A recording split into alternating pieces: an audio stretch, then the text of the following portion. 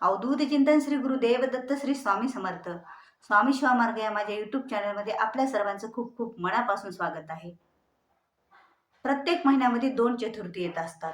कृष्ण पक्षात येणाऱ्या चतुर्थीला संकटी चतुर्थी असं म्हणतात आणि शुक्ल पक्षातील येणाऱ्या चतुर्थीला विनायक चतुर्थी असे म्हणतात.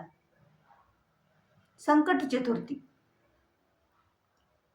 चे व्रत बरेच जण करतात, पण ही संकट चतुर्थीचा उपवास कसा करावा, संकट चतुर्थीच्या दिवशी कोणत्या मंत्राचा जप करावा, संकट चतुर्थीच्या दिवशी आपण कोणते पदार्थ खावेत किंवा कोणते पदार्थ खाऊ नयेत, आणि गणपती बाप्पाची पूजा आराधना कशी करायची आणि उपवास कसा सोडायचा, ही सर्व माहिती आपण या व्हिडिओमध्ये जाणून घेणार आहोत.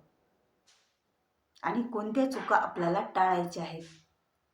तर आता दिवसभर आपल्याला संकट चतुर्थीचा उपवास असतो. संकट चतुर्थी आपण आंघोळ झाली की आपण संकल्प म्हणजे करायचा की आज मला संकट चतुर्थी आहे, हे आपण आपल्या मनाला म्हणत असतो आणि ती करत असतो. पण जेव्हा आपण संकट चतुर्थी करतो, आता हा संकट चतुर्थीचा उपवास रात्री चंद्र उदयाच्या वेळेला, जी वेळ आहे चंद्र उदयाची, त्यावेळेला आपण पूजा करून सोडत असतो. आता आपल्याला दिवसभर उपवास असतो.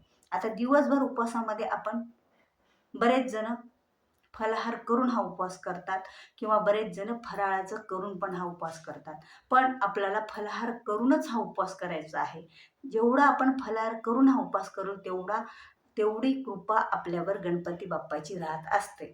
आता फलाहार कोणता घ्यायचा? आता फळामध्ये आपल्याला जे जमिनीत असलेले पदार्थ, म्हणजे जमिनीत असलेले फळं आपल्याला खायचे नाही. म्हणजे मुळा, गाजर, रताळी, बटाटा हे पदार्थ आपल्याला वर्ज्य करायचे आहेत. जमिनीतले पदार्थ संकट चतुर्थीच्या उपवासाला चालत नाही. तर आपल्याला त्याचबरोबर आळणी पदार्थाचं पण त्या दिवशी सेवन करायचं. आता आपण उपवासाचे जे पदार्थ खातो, तर त्या पदार्थ जेव्हा आपण खातो त्या पदार्थात आपल्याला आळणी पदार्थ खायचे असतात. आता प्रत्येकाचीच अशी शरीर अवस्था झालेली आहे की बरेच जण दिवसभर उपवास पकडू शकत नाहीत किंवा बिना मीठ खाल्ल्याशिवाय राहू शकत नाहीत. तर त्यांनी काय करायचं, शेंदूर मिठाचा वापर आपल्या फराळामध्ये आपण करू शकतो.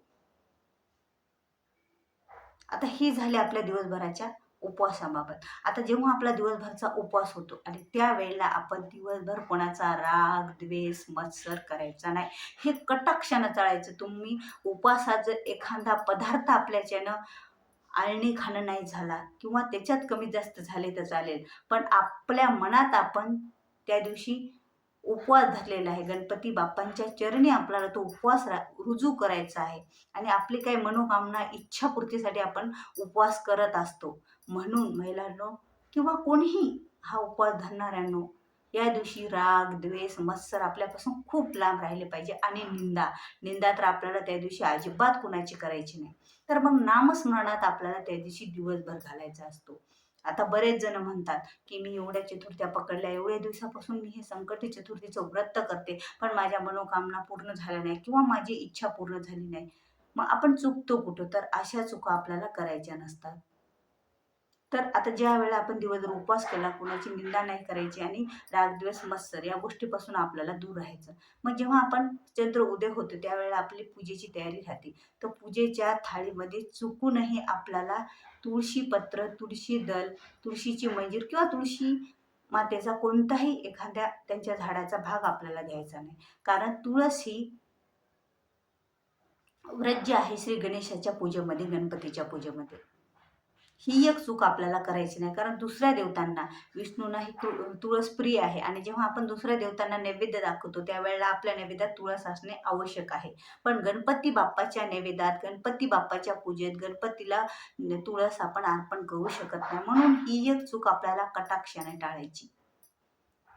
आणि ज्या वेळेला आता आपल्याला दिवसभर उपवास असता आणि आपल्याला खूप घाई झालेली असते की आता पूजा करून कधी एकदा मी उपवास सोडू, पण कितीही जरी आपल्याला घाई झाली तरी त्या दिवशी आपल्याला गणपती बाप्पाचा, गणपती अथर्व शीर्षेने अभिषेक करायचा असतो. एवढा आपण दिवसभर गणपती बाप्पाचा उपवास पकडतो. त्यांच्या चरणी आपले मंत्र, स्तोत्र, पूजा आपण पाठ त्यांच्या समोर आपली करतो आणि त्यांच्या चरणी रुजू करतो. तर ही एवढीशी सेवा पण आपण न कळत न चुकता करायची. गणपती अथर्व शीर्षानेच गणपती बाप्पाचा अभिषेक आपल्याला चंद्र उदयाच्या वेळी करायचा असतो. चंद्र उदयाच्या वेळी आपण गणपती बाप्पाचा अभिषेक केला आणि त्या अभिषेकाचं तीर्थ आपण घरात सर्वांनी घ्यायचं असतं. कारण गणपती बाप्पा ही बुद्धीची देवता आहे आणि त्यांचं तीर्थ त्या दिवशी घेतल्याच्या नंतर आपल्या सर्वांच्याच बुद्धीत वाढ होत असते. विशेष करून आपल्या घरात जी विद्यार्थी आहेत, आपल्या घरात जी मुलं लेकरं आहेत आपले, त्यांना पण हे तीर्थ आवर्जून द्यायचं. आता संकट चतुर्थी हे उशिरा आपण पूजा असते, तर बऱ्याच वेळा लहान लेकरं झोपलेले असतात, तर हे तीर्थ आपण तसंच एखाद्या डब्बीत किंवा डब्यात छोटं ठेवून आपण सकाळी पण त्यांना आंघोळ झाल्याच्या नंतर ते तीर्थ द्यायचं. पण हे तीर्थ मुलांना द्यायचं आणि मुलांकडून त्या दिवशी दिवसभरातून एखादा मंत्र स्तोत्र पठण करून घ्यायचं. आपण तर करतो खूप, पण ही बुद्धीची देवता असल्या कारणाने मुलांकडून, विद्यार्थ्याकडून, मुलगा कॉम्पिटिशन, जे आपले स्पर्धा देणारे विद्यार्थी असतात त्यांच्यापासून जे लहान लेकरापर्यंत पण आपण त्यांच्याकडून मंत्र स्तोत्र पठण करून घ्यायचं. आता एखादे गणपती स्तोत्र, गणपती अथर्व शीर्ष पठण किंवा एखादा गणपतीचा मंत्र यापैकी काही हे करायचं. आता बऱ्याच जणांची मुलं ऐकत नाहीत, म्हणून तर हे आपल्याला गणपती अथर्व शीर्षाचं तीर्थ त्यांना द्यायचं. यावेळेला गणपती अथर्व शीर्ष द्यायचं, पुढच्या वेळेला नक्कीच ते माझं ऐकणार. आज जेव्हा आपण आणि दिवसभरातून त्यांच्याकडून 21 वेळा, 51 वेळा किंवा 108 वेळा ओम गण गणपती नमः ह्या मंत्राचा जप अवश्य करून घ्यायचा किंवा दुसरा एखादा मंत्र गणपतीचा जे असेल त्या मंत्राचा. पण हा ओम गण गणपती नमः लहान मुलांना पण म्हणता येईल. सोपा मंत्र आहे. जर आता खूपच लहान लेकरू आहे, 2 वर्षात, त्याला बोलता येत नाही, बोबडं तोत्र बोलू शकतो तो, बोलता येत नाही, तर आपण म्हणायचं, त्याला ऐकायला लावायचे 21 वेळा, 51 वेळा, 108 वेळा. ही एक सेवा आपल्याला तिथे करायची. आणि ज्या वेळेला आपण गणपतीला दुर्वा वाहतो पूजेच्या वेळेला, तर त्या दुर्वा वाहताना चूक करायची नाही. दुर्वा ह्या गणपती बाप्पांच्या डोक्यावरच व्हायचा. कोणी म्हणतं चरणावर वाहू द्या, कोणी म्हणतं सोंड्याच्या साईडला ठेवू द्या, कोणी म्हणतं त्यांच्या उजव्या हातावर वाहू द्या. असं काहीही करायचं नाही. आपल्याला सरळ त्या दुर्वा गणपती बाप्पांच्या डोक्यावर व्हायच्या. आणि डोक्यावर वाहताना जेव्हा गणपती बाप्पा आपल्या समोर असतात, आपण त्यांच्या समोर असतो पूजा करताना, तर गणपतीच्या बाप्पाच्या डोक्यावर अशा व्हायच्या की त्या दुर्वाचे टोक, त्या दुर्वाचा शेंडा आपल्याकडे आला पाहिजे आणि जो मागचा भाग असतो देठ, ते पाठीमागून गेलं पाहिजे. आणि तो दुर्वा वाहताना आपली जी काही इच्छा, मनोकामना जी काय असेल ती मनातल्या मनात म्हणायची आणि ओम गण गणपती नमः म्हणत ही दुर्वा आपल्याला गणपती बाप्पाच्या चरणावर गणपती बाप्पाच्या डोक्यावर अर्पण करायच्या. आणि गणपती बाप्पाला एखादं लाल फूल आपण चरणावर अर्पण करायचं आणि त्यानंतर आपण नैवेद्य आरती दाखवायची.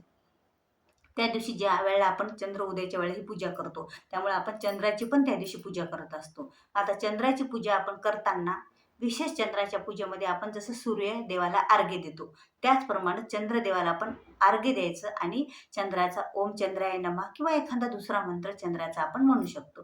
तर ओम चंद्राय नमः सगळ्यात सोपा मंत्र. ओम चंद्राय नमः म्हणत सूर्याला अर्घ्य द्यायचं, सूर्याला आरती धूप देऊ आणि जे आपण मोदक करतो त्यातील मोदक, तीर्थप्रसाद काही आपण त्यांना चंद्रदेवांना आपल्या ताटातल्या ताटातच जी पूजेची थाली असते त्या थालीतच अर्पण करायचा. आता एवढं झाल्याच्या नंतर आपण जेव्हा पूजा करायला बसतो, म्हणजे आता पूजा झाली, आता पूजा झाल्याच्या नंतर आपण जेव्हा उपवास सोडायला बसतो, तो उपवास सोडताना चूक करायची नाही कोणती. तर आपण उपवास सोडताना जमिनीवर बसायचं नाही. म्हणजे जमिनीवर बसताना आपल्याला जमिनीवर आसन टाकूनच बसायचं, चटई काहीतरी अंथरून टाकूनच त्याच्यावर आपल्याला उपवास सोडायचा. जेव्हा आपण खाली बसतो तर आपलं दिवसभराचं केलेलं उपवास किंवा आपली दिवसभरात केलेली पूजा, सेवा, जे आत्ता केलेलं आपण जे चंद्र उदयाच्या वेळेला जे आपण चंद्रपूजन, गणपती बाप्पाचं पूजन केले, सर्व काही फळ इंद्रदेव घेऊन जात असतो. त्यामुळे आपल्याला पूजा करताना तर आपण आसनावरच करायची आणि उपवास सोडताना पण आपण एखादी दुसरी चटई घ्यायची. जी पूजेची चटई किंवा पूजेचं आसन जेवताना नाही वापरायचं, ते फक्त पूजेपुरतंच ठेवायचं. पूजा, ध्यान, व्रत करायलाच ते ठेवायचं. दुसरं आसन एखादं घेऊन आपण त्यावर उपवास सोडायचा, त्यावर बसून. जर आपण डायनिंग टेबलवर, खुर्चीवर बसत असलं तर काही हरकत नाही, मग तर आपल्याला आसन घ्यायची पण गरज नाही. अशा पद्धतीने त्या दिवशी आपण दिवसभर ह्या काही चुका टाळायच्या आणि याप्रमाणे आपल्याला गणपती बाप्पाची पूजा आराधना करायची. मग गणपती बाप्पा हे आपल्याला आपले मनोवांछित फल देणारे आहेत आणि आपल्या सर्व इच्छा पूर्ण करणारे आहेत. ज्या काही मनोकामना असतात त्या पूर्ण होतात जेव्हा आपण मनोभावातून गणपती बाप्पाची पूजा आराधना करतो तेव्हा. व्हिडिओ आवडल्यास व्हिडिओला लाईक करा, शेअर करा, नवीन असाल तर सबस्क्राईब करा. झालेली सेवा श्री गणपती बाप्पा चरणी अर्पण, श्री स्वामी चरणी अर्पण, श्री स्वामी समर्थ.